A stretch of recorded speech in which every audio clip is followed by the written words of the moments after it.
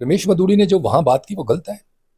संसद में ऐसी अल्फाज बोलना बहुत गलत है। इससे गलत मैसेज आता है। कोई भी गलत जो गलत बात है, जो संविधान के अगेंस्ट है, जो पार्लियामेंट के अगेंस्ट है, जो पार्लियामेंट लैंग्वेज के अगेंस्ट है, वो नहीं बोलनी चाहिए। कोई भी धर्म का आदमी हो, और किसी धर्म के बारे में किसी को बोलने का कोई हक नहीं है। आप हिंदू हैं, आप मुसलमान हैं, आप अपने घर में नमाज पढ़िए। आप हिंदू हैं, आप अपने घर में गीता पढ़िए। आपको किसी बाहर पे किसी को थोपने की जरूरत नहीं। ये जितने एमपीज और एमएलए और मिनिस्टर हैं, ये हमारे बच्चों के, हमारे स्टूडेंट के, हमारे नौजवानों के रोल मॉडल हैं। तो इन रोल मॉडलों को ऐसी बातें नहीं करनी चाहिए। ऐसे गालियाँ गलौज और बदतमीजी और ऐसी बातों से बिल्कुल दूर रहना चाहिए। इनको देशभक्ति प्रेम की बातें करनी चाहिए। मैं सबसे जो रिक्वेस्ट करूंगा कि आप देशवासी हैं, भारतवासी हैं, भारत के बारे में बात करो, भारत के बारे में अच्छा सोचो, अच्छा करो, और आने वाली जो पूरी पीढ़ियां हैं, जो आपकी जनरेशन है, उनको एक अच्छा मैसेज दो। कभी भी कोई किसी मजहब के बारे में कोई भी गलत अल्फाज बोलता है, मैं उसके बिल्कुल विरुद्ध हूँ। मैं ये बिल्कुल पसंद नहीं करता। संसद में जो भी बात हुई है, ये भी बहुत दुर्भाग्यपूर्ण है।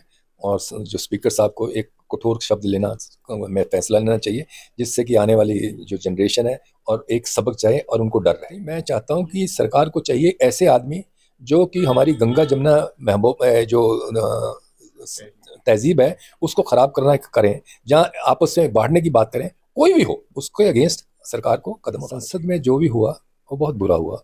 गाली गलौज करना एक पढ़े लिखे आदमी, और वो भी संसद के लिए ठीक नहीं आज है। हमारे साथ मौजूद हैं स्वामी चंद्रदेव जी महाराज। स्वामी जी अपने बयानों को लेकर अक्सर चर्चा में रहते हैं। तमाम मुद्दों पर, सामाजिक हो या धार्मिक हो, अपने विचार रखते रहते हैं। तो आइए आज इनसे बात करेंगे संसद के स्पेशल सेशन में कुंवर दानिश अली के साथ जो घटना हुई उसके बारे में। स्वामी जी क्या कहना चाहेंगे इस बारे में? साचे दरबार की जय। पहले मैं आपके चैनल के जितने दर्शक हैं उनको प्रणाम करता हूँ, उनको शुभकामना देता हूँ कि वो अच्छे काम में लगे रहें और उनका सुख शांति समृद्धि रहे उनके जीवन में। रही बात संसद की, संसद में जो भी हुआ वो बहुत बुरा हुआ। गाली गलौज करना एक पढ़े लिखे आदमी, और वो भी संसद के लिए ठीक नहीं है। मगर किन कारणों की वजह से ये हुआ, मैंने ये भी काफ़ी लोगों से बात की, लोग आए भी मुझसे मिलने। मैंने एक दो वीडियो भी देखा कि मिस्टर जो दानिश अली हैं उनको उकसा रहे थे, उनको उकसा रहे तो कोई ऐसी बातें कर रहे थे जिनकी वजह से ये हुआ, वारदात हुआ। और कुछ ऐसे वीडियो भी आए जिसमें कि दानिश अली जो जय भारत माता की जय बोलने पे लोगों को से लड़ रहा है, झगड़ रहा है। तो मैं दोनों को ही गलत कहूँगा। आज हिंदुस्तान में रह के, भारत में रह के, अब भारत माता की जय कहने में या वंदे मातरम में कहने में आपको इतराज़ है, जबकि आप संविधान के थ्रू ओथ लेके जो है पार्लियामेंट में जाते हैं। ये दोनों बातें गलत हैं। मैं इन लोगों से चाहूँगा कि ये जितने एमपीज और एमएलए और मिनिस्टर हैं, ये हमारे बच्चों के, हमारे स्टूडेंट के, हमारे नौजवानों के रोल मॉडल हैं। तो इन रोल मॉडलों को ऐसी बातें नहीं करनी चाहिए। ऐसे गालियाँ गलौज और बदतमीजी और ऐसी बातों से बिल्कुल दूर रहना चाहिए। इनको देशभक्ति प्रेम की बातें करनी चाहिए। मैं सबसे जो रिक्वेस्ट करूंगा कि आप देशवासी हैं, भारतवासी हैं, भारत के बारे में बात करो, भारत के बारे में अच्छा सोचो, अच्छा करो, और आने वाली जो पूरी पीढ़ियां हैं, जो आपकी जनरेशन है, उनको एक अच्छा मैसेज दो। स्वामी जी आप कह रहे हैं कि वो भारत माता की जय नहीं बोल रहे, वंदे मातरम नहीं बोल रहे, लेकिन ये संविधान में कहीं नहीं लिखा कि आपको भारत माता की जय बोलना होगा, वंदे मातरम बोलना होगा। ये तो, और किसी से आप जबरदस्ती नहीं बुलवा सकते हैं, ऐसा भी नहीं है, लेकिन जबरदस्ती बुलवाया जा रहा है, आजकल देख रहे हैं। नहीं नहीं नहीं, मैं ये नहीं कह रहा कि, मैं उनको कह रहा कि जो लोग बोल रहे हैं ये उससे लड़ रहा है दानिश अली, जो मैंने वीडियो देखा। मैं ये नहीं कह रहा किसी को जबरदस्ती, कुछ जबरदस्ती किसी को नहीं करनी चाहिए। वे इस बात में बिल्कुल मैं एग्री हूँ। लेकिन अगर आप कोई बोल रहा है और आप उसके अगेंस्ट कर रहे हैं, जो उससे लड़ रहे हैं, ये अच्छी बात नहीं। मैंने ये नहीं कहा कि आप भारत माता बोलो या वंदे मातरम बोलो, लेकिन अगर आप बोलते भी हैं, आप देश, ये भी तो कहीं नहीं लिखा हुआ ना संविधान में कि कोई भारत माता बोले या वंदे मातरम बोले आप उसको रोको, उसको टोको और उसको गालियां दो, ये भी ठीक नहीं है। अभी आपने देखा होगा कि कई मुसलमान जो वुमन है गणपति का वो कर रहे हैं, तो उसके विरोध में कहीं आगे किसी ने बीजेपी को वोट दे दी, तो उसके लिए पूरे मोहम्मदन है। मोहम्मदन को चाहिए, मोहम्मदन जो आज 70 साल से पीछे क्यों रह गए एजुकेशन की वजह से। और मैं ये चाहूँगा कि इन सबको जो मुद्दा है, जो मोदी जी कर रहे हैं, सबको, सबके अभी जितने हुए हैं, आपने देखो जो शौचालय बने, गैस का हुआ, सिलेंडर हुआ, जब मकान बने, वो कोई भेदभाव से थोड़ा हुए हैं। कभी हिंदू के लिए हैं या मुसलमानों के लिए हैं, तो सबके लिए ही दिए गए हैं। संविधान में सभी लिखा हुआ है ये। तो इसमें कोई बुरी बात नहीं। अच्छी बात कोई भी बोले उसका जो है ना इज्जत करनी चाहिए। बुरी बात कोई भी बोले, वो हिंदू हो, मुसलमान हो, सिख हो, ईसाई हो, उसका हमें विरोध करना चाहिए। जो दानिश अली को धर्म सूचक जो शब्द कहे गए, उनको टारगेट किया गया, उस पर क्या कहना है आपका? नहीं, मैं तो उसके खिलाफ हूँ। किसी धर्म के बारे में बात ही नहीं करना चाहिए। देखिए, मैं कह रहा हूँ कि इस भारत में रहने वाले हर भारतीय हैं। आपने चॉइस थी ना आपके पास, आप पाकिस्तान जा सकते थे, आप हिंदुस्तान में रहे, तो हिंदुस्तान की जो जो चीज़ें हैं उनको आपको मानना चाहिए। इसीलिए तो आप हिंदुस्तान में रहे ना। यहाँ शरीयत ला तो है नहीं, ये कानून का ला है, संविधान का ला है, और बाबा साहब अम्बेडकर ने बनाया हुआ है, उस पर चलना चाहिए और किसी को जबरदस्ती करनी नहीं चाहिए। तो संसद में तो ऐसा कुछ नहीं होता है, कुंवर दानिश अली उनसे कोई भारत माता की जय कह रहा था तो नहीं उसको नहीं रोक नहीं, रहे थे, मैं संसद में तो सब कुछ ना नॉर्मल ना चल ना, रहा मैं था। मैं ये नहीं कह रहा कि मैंने ये कहा कि उनकी जो जो सोच है उनकी दानिश अली की, वो इस किस्म की है। वो अपने आप को कुंवर समझता है और सबको जो समझता है बेकार है।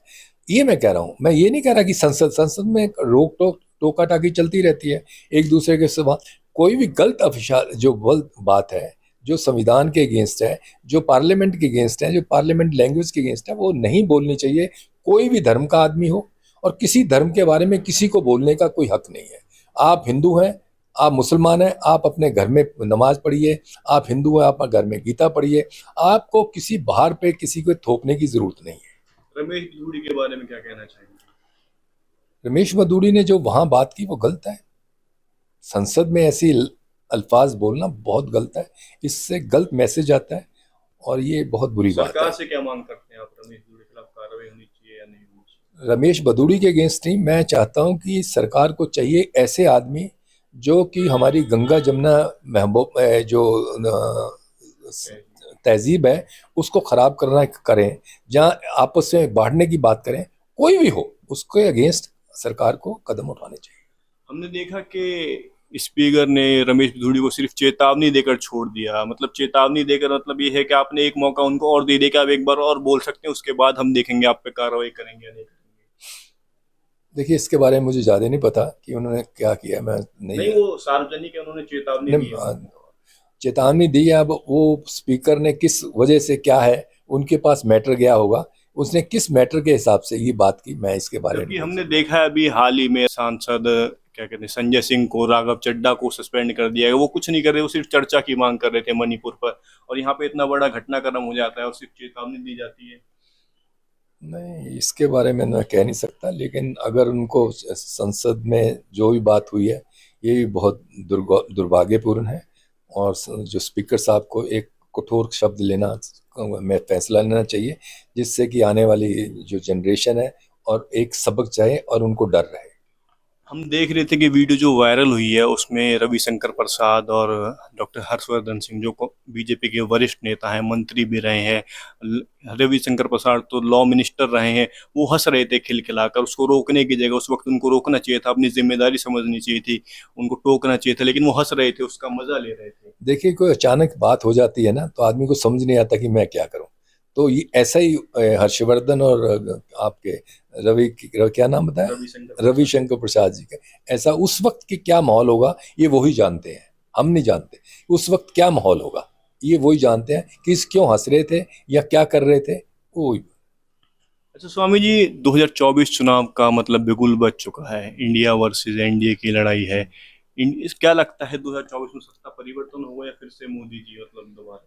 देखिए, मैं 2012 में प्रेडिक्ट किया था मोदी जी के बारे में। मोदी जी जब तक चाहेंगे रहेंगे, उनको कोई हटा नहीं सकता। और 2024 में मोदी जी आएंगे, 100% आएंगे। लेकिन ये सब तो कह रहे हैं कि राहुल गांधी कह रहे हैं मैं मोदी जी को हरा दूंगा, हमारे साथ तमाम दल आ चुके हैं, इनके 26 दल हैं, जो बड़े बड़े दल हैं, जो एक एक प्रदेश में सरकार बनाए हुए हैं, और इनके साथ जो 38 दल दल हैं एनडीए में, उनके पास ना सांसद है ना विधायक है।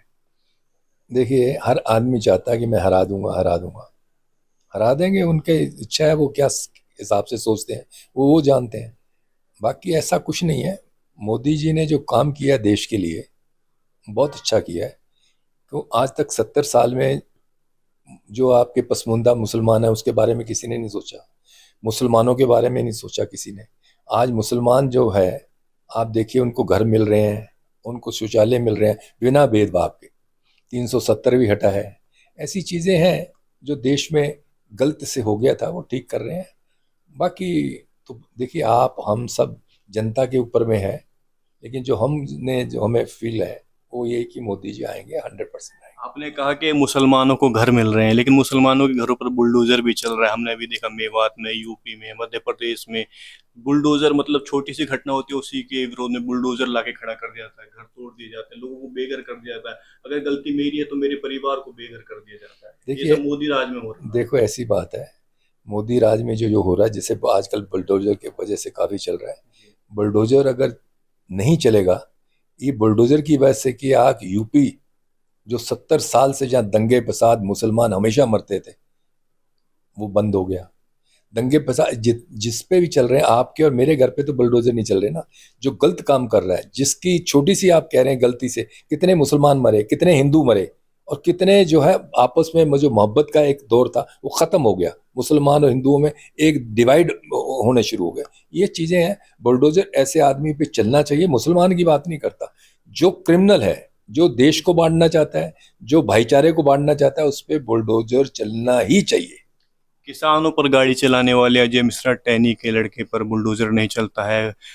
महिला पहलवानों का यौन शोषण करने वाले ब्रजभूषण के घर पर बुलडोजर नहीं चलता है।